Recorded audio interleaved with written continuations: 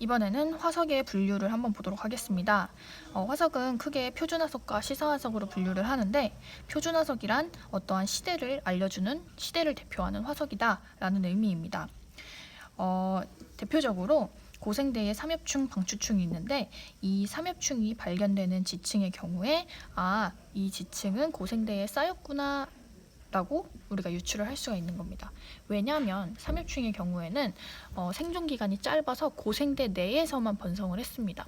그렇기 때문에 삼엽충이 발견되는 지층은 고생대 지층이다 라고 할 수가 있고요. 또 우리가 흔히 알고 있는 공룡의 경우도 중생대에만 번성을 했습니다. 그래서 공룡 화석이 발견되는 지층은 중생대에 쌓인 지층이다. 이런 식으로 그 지층의 시기를 알아낼 수 있는 화석을 우리는 표준화석이라고 합니다. 그래서 이 시기를 대표해야 되기 때문에 이런 화석들은 그 시기에만 번성해야 돼서 생존 기간이 짧고 분포 면적이 넓은, 그러니까 그 시기에는 대중적이었던 그런 생물을 우리가 표준화석으로 선정을 합니다. 자, 그럼 반대로요. 분포 면적이 좁고 생존 기간이 긴 화석이 있는데, 이런 화석은 시상화석으로 쓰입니다. 시상화석이란 건 생물이 살았던 환경을 알려주는 화석을 시상화석이라고 합니다. 시상화석의 생존 기간이 길어야 하는 이유는 뭐냐면, 현재까지 살고 있어서 그 생물이 어떤 환경에서 사는지 우리가 알아야 되기 때문입니다. 그래서 고사리 같은 경우에 현재도 있죠. 그 고사리가 현재 우리가 관찰을 해보니까 온난수변한 육지에서 주로 서식을 한대요. 그러면 과거에 살았던 고사리의 화석을 발견하면 이 지역은 과거에 온난수변한 육지였구나, 이렇게 생각을 할 수가 있는 겁니다. 그리고 산호의 경우도 현재 따뜻하고 얕은 바다에만 거의 서식한대요.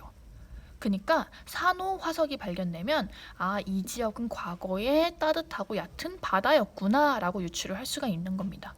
그래서 이런 시상화석은 생존 기간이 길고 분포 면적은 어떠한 특정한 환경에 좀 한정되어 있어야 되기 때문에 분포 면적은 좁아야 되겠습니다. 그래서 생존 기간이 길고 분포 면적이 좁은 것은 시상화석으로 보통 쓰이고, 생존 기간이 짧고 분포 면적이 넓은 것은 표준화석으로 쓰인다. 이렇게 알고 계시면 되겠고요. 그다음에 여기 보시면 대표적인 예가 나와 있는데, 이 정도는 꼭 외워주셔야 되고요. 선생님이 출석 수업일에 만약에 더 많은 다른 예를 알려드린다면 그것도 외워두시면 되겠습니다. 자, 그럼 이런 화석이 왜 중요하냐? 바로 화석으로 우리가 얻을 수 있는 정보들이 많기 때문인데요. 우선은 아까 전에 얘기했던 이런 표준화석을 이용하면 지층의 생성 시기를 알 수 있다고 했죠. 그래서 지층의 생성 시기를 알 수 있고요. 그 다음에 시상화석을 이용하면 지층의 생성 환경을 알 수 있다고 했습니다. 그래서 과거 지구의 환경까지 알 수가 있습니다. 그리고 형태가 유지된, 형태가 보존된 그런 화석을 통해서는 과거 생물의 구조와 특징을 알 수 있고, 그걸 연구해서 어떻게 생물이 진화해 왔는지도 연구를 할 수가 있습니다. 그리고 이 과거 지구의 대륙 분포도 알 수 있다고 했는데요. 그게 뭐냐면, 이제 지금 현재는 이렇게 떨어져 있는 대륙들이 과거에 붙어 있었다는 걸 알게 되었는데, 그중 가장 주요한 증거가 뭐였냐면, 바로 이 화석들이 멀리 떨어져 있는 대륙이지만 화석들의 분포가 연결되어 있다라는 것을 발견을 했어요. 그래서 이걸 통해서 과거의 대륙들이 하나로 뭉쳐져 있었겠구나, 이렇게 알 수가 있었습니다. 그래서 과거 지구의 대륙 분포까지도 우리가 알 수 있다라는 지구 대륙의 분포 정보까지도 알려주는 중요한 것이다 라는 걸 꼭 기억해 두시기 바랍니다. 그러면 교과서 같이 밑줄 그으면서 주요한 부분만 찝어보도록 하겠습니다. 자, 여기 교과서 204페이지 보시면은요, 약 46억 년 전 지구가 탄생한 후부터 현재까지를 지질시대라고 한다 라고 되어 있고요. 지층 속에 보존되어 있는 것을 화석이라고 한다고 했습니다. 이 화석이, 생물이 화석으로 남으려면 생물의 유해나 흔적이 훼손되기 전에 매몰돼서 화석화 작용을 받아야 된다라고 했습니다. 자, 그 다음에 화석의 형태나 산출 상태를 조사하면 과거 생물의 구조와 특징, 서식 환경, 진화 과정, 지질시대 구분, 지층 생성 시기, 지구 환경 추정 등 다양한 정보를 얻을 수 있다라는 거 기억해 두시고요. 자, 그 다음에 지질시대 보시면은요. 지질시대는 넓은 지역에 걸쳐서 일어난 지구 환경의 급격한 변화를 기준으로 구분을 하고 화석의 변화는 지질시대를 구분하는 주요한 기준이 된다라는 거 꼭 기억해 두시고요. 성캄브리아 시대, 고생대, 중생대, 신생대로 나뉘는데 이 중에 성캄브리아 시대 같은 경우에는 워낙에 과거라 생물이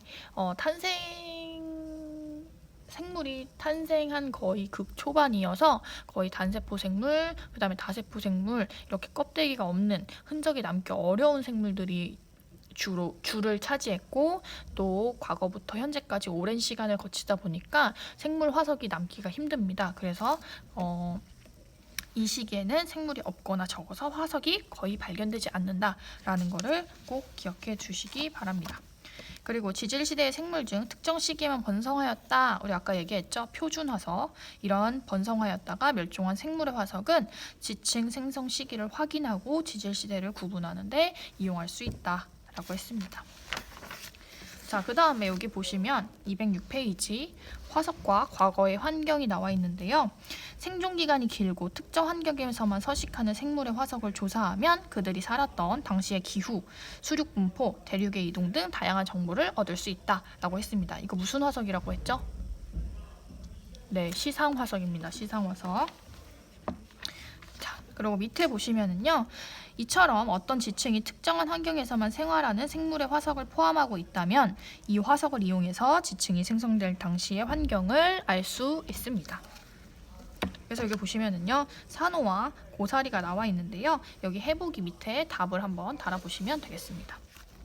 자, 그리고 여기 보시면 한편 화석을 이용하여 과거 지구의 수륙 분포 변화도 알 수 있다라고 했는데 여러 대륙에서 발견되는 동일한 종류의 화석이 과거 대륙에 어떻게 분포했는지를 알려주는 중요한 증거가 된다라고 했습니다. 아까 얘기했었죠? 네, 그 다음에 밑에 보시면 요 얘기가 나와 있는데 삼엽충이나 암모나이트와 같이 바다에 살았던 생물의 화석이 육지에서 발견되는 경우 이 지층은 바다 밑에서 만들어진 이후에 수면 위로 융기했다는 것을 알 수 있다라고 했습니다. 우리가 아까 전에 표준 화석이라고 했었던 이런 삼엽충이나 암모나이트, 방추충 같은 것들은 바다에서 사는 생물들이기 때문에 이걸 통해서 온난했는지 한랭했는지 이런 것까지는 알기 어려워도 바다에서 살았던 생물이기 때문에 이 지역이 과거에 바다였겠구나라고 추측할 수 있다라는 얘기입니다. 자, 그러면 오늘은 여기까지 하고요. 207페이지 밑에 있는 요 확인 문제의 답 한번 적어보시기 바랍니다.